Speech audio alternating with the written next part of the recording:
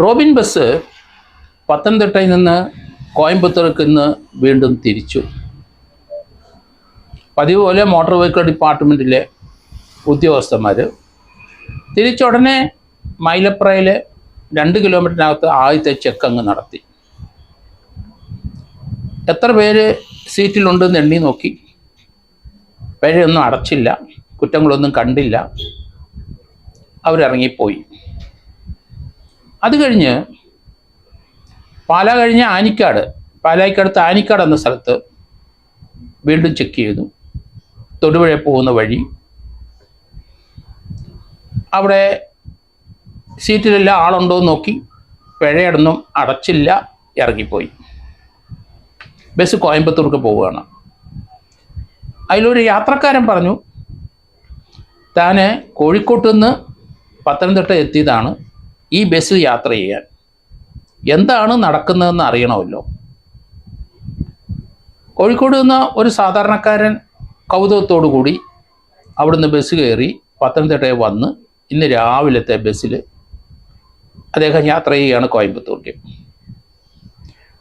ഈ റോബിൻ ബസ്സും ആ വിവാദങ്ങളും മോട്ടോർ വെഹിക്കിൾ ഡിപ്പാർട്ട്മെൻറ്റ് ഇടപെടലും ഹൈക്കോടതിയുടെ ഇടപെടലുമൊക്കെ വളരെയധികം കൗതുകം ഉണർത്തുന്നതാണ്.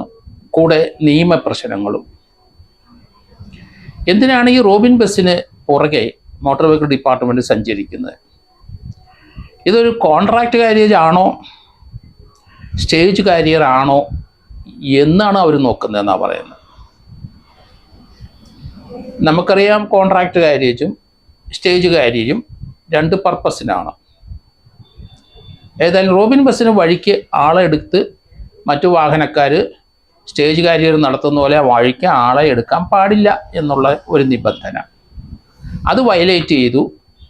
അങ്ങനെയാണ് പണം പെനാൽറ്റി അടയ്ക്കണം എന്ന് പറഞ്ഞത്. കഴിഞ്ഞ 1 മാസമായിട്ട് ഈ ബസ് പത്തനംതിട്ട AR ക്യാമ്പിനകത്ത് കിടക്കുകയാണ്. മോട്ടോർ വെഹിക്കിൾ ഡിപ്പാർട്ട്മെൻറ്റ് അവിടെ കൊണ്ടുപോയി പിടിച്ചിട്ടു. ഏതായാലും പോലീസ് അതിനോട് സഹകരിച്ചു.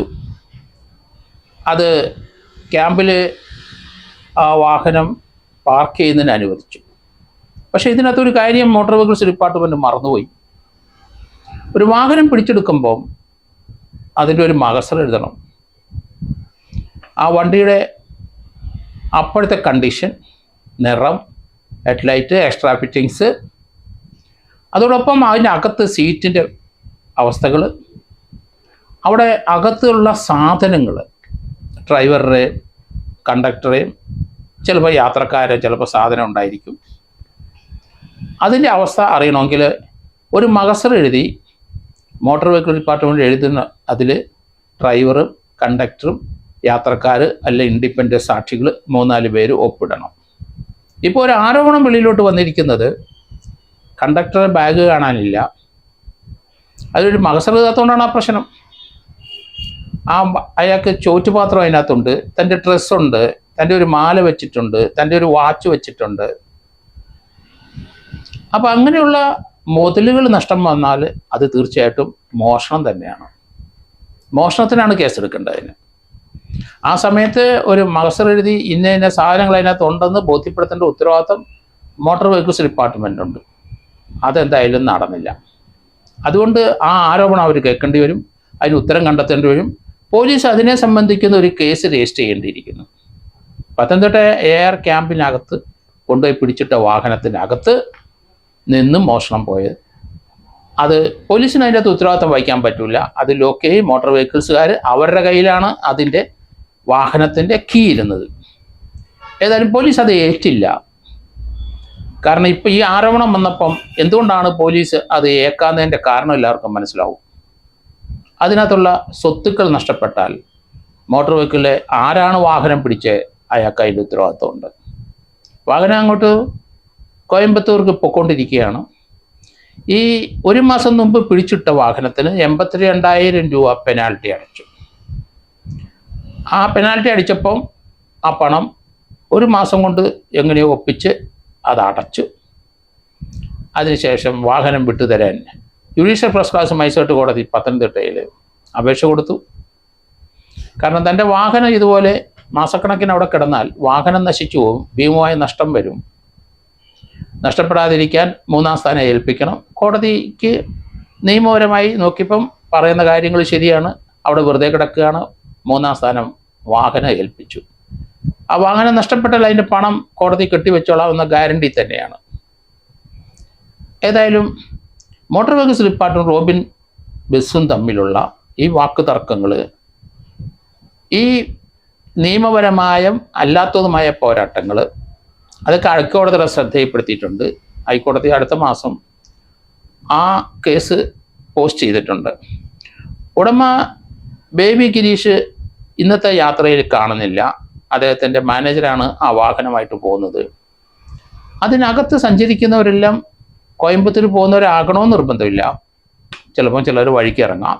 പക്ഷെ പത്തനംതിട്ടയിൽ നിന്ന് കയറിയ സ്ഥലത്ത് ഇന്ന് മാത്രമേ അത് വാഹനത്തിൽ കയറാൻ പറ്റുള്ളൂ. വഴിക്കിടക്കേണ്ടവർക്ക് വഴിക്ക് ഇറങ്ങുന്നതിന് തടസ്സമില്ല. വഴി നാളെടുക്കുന്നതിലാണ് ഈ പ്രശ്നം. ഓരോ സ്ഥലത്തും ചെക്ക് ചെയ്ത് കഴിഞ്ഞിട്ട് മറ്റൊരു സ്ഥലത്ത് ചെക്ക് ചെയ്യുമ്പം ആൾ കുറവെങ്കിൽ അത്ര ആൾ ഇറങ്ങിപ്പോയി എന്ന് പറയണം. പിന്നീട് ചെക്ക് ചെയ്യുമ്പം ആ ഇറങ്ങിപ്പോയ ആൾക്കാരെ അതിന് പകരം ആളെ കയറ്റിയിട്ടുണ്ടെങ്കിൽ പെനാൽറ്റി അടിക്കാനാണ് മോട്ടോർ വെഹിക്കിൾ ഡിപ്പാർട്ട്മെൻറ്റ് റെഡിയാകുന്നത്. എന്തായാലും കുറേ നാളുകളായി ഈ റോബിൻ ബസും മോട്ടോർ വെഹിക്കിളും തമ്മിലുള്ള ഈ പ്രശ്നങ്ങൾ. ഏതായാലും വാഹനം പിടിച്ചെടുക്കാൻ ധൈര്യം ഉണ്ടായില്ല മോട്ടോർ വെഹിക്കിൾ ഡിപ്പാർട്ട്മെൻറ്റിന്. അങ്ങനെ ഒരു ഒഫൻസ് കണ്ടിട്ടുണ്ടാവില്ല. അതോ ഇനി പുതിയ ട്രാൻസ്പോർട്ട് മന്ത്രി വരുന്നത് പ്രമാണിച്ചാണോ എന്താണെന്നറിയില്ല. ഏതായാലും ഈ വാഹനം കേരളത്തിലെ ജനങ്ങൾ ഇതിൻ്റെ നീക്കം, മോട്ടോർ വെഹിക്കിളിൻ്റെ പരിശോധന ഇതെല്ലാം വാച്ച് ചെയ്തുകൊണ്ടിരിക്കുകയാണ്. ഇത്ര നാളും പെനാൽറ്റി അടച്ചത് ശരിയാണോ? എത്ര ലക്ഷം രൂപ ഇതിനകത്ത് പെനാൽറ്റി അടച്ചിട്ടുണ്ട്. ആ പൈസ തിരിച്ചു കിട്ടാൻ വേണ്ടിയിട്ട് ആ വാഹനം നിയമപരമായി അത് ചെക്ക് ചെയ്ത ഉദ്യോഗസ്ഥന്മാരെ ഈടാക്കാനുള്ള നടപടിയിലേക്ക് പോകുമെന്നാണ് ഞാൻ കരുതുന്നത്. കാരണം അങ്ങനെ ഒരു വാഹനം 1 മാസം പിടിച്ചിട്ടാൽ ആ വാഹനത്തിനുണ്ടായ നഷ്ടം അത് ആര് സമാധാനം പറയും? പെനാൽറ്റി അടയ്ക്കുന്നത് ഒരു 3-4 ലക്ഷം രൂപ അടച്ചു കഴിഞ്ഞു. ഇനി അടയ്ക്കുകയാണ്. എന്താണ് തകരാറ്, ഏതാണ് തകരാറ് എന്ന്. കാരണം ഇത് ഒരു അന്വേഷണം ട്രാൻസ്പോർട്ടിൽ നിന്ന് മാറി പോലീസിലെ ഏതെങ്കിലും ഒരു ഉദ്യോഗസ്ഥർ ഇത് അന്വേഷിക്കണം. ട്രാൻസ്പോർട്ട് കമ്മീഷണർ കീഴിലുള്ളവർ അന്വേഷിക്കാൻ പാടില്ല.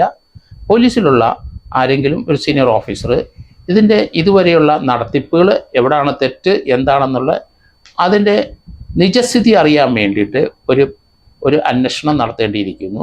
ആ റിപ്പോർട്ട് ഹൈക്കോടതി കൊടുക്കേണ്ടിയിരിക്കുന്നു. ഹൈക്കോടതിക്ക് ഉത്തമമായ ഒരു ഓർഡർ ഇടണമെങ്കിൽ ഇതിൻ്റെ വിവിധ വശങ്ങളെ പറ്റിയുള്ള അറിവുണ്ടാകണം. അതുകൊണ്ട് ആ വിവരങ്ങൾ കിട്ടാൻ വേണ്ടിയിട്ടാണ് ഹൈക്കോടതി ഇത് നീട്ടി പോസ്റ്റ് ചെയ്തെന്ന് കരുതുന്നു. ഏതായാലും വലിയ പരിക്കേൽക്കാതെ വാഹനം കോയമ്പത്തൂർ പോയി മടങ്ങി വരും എന്നാണ് ഞാൻ കരുതുന്നത്.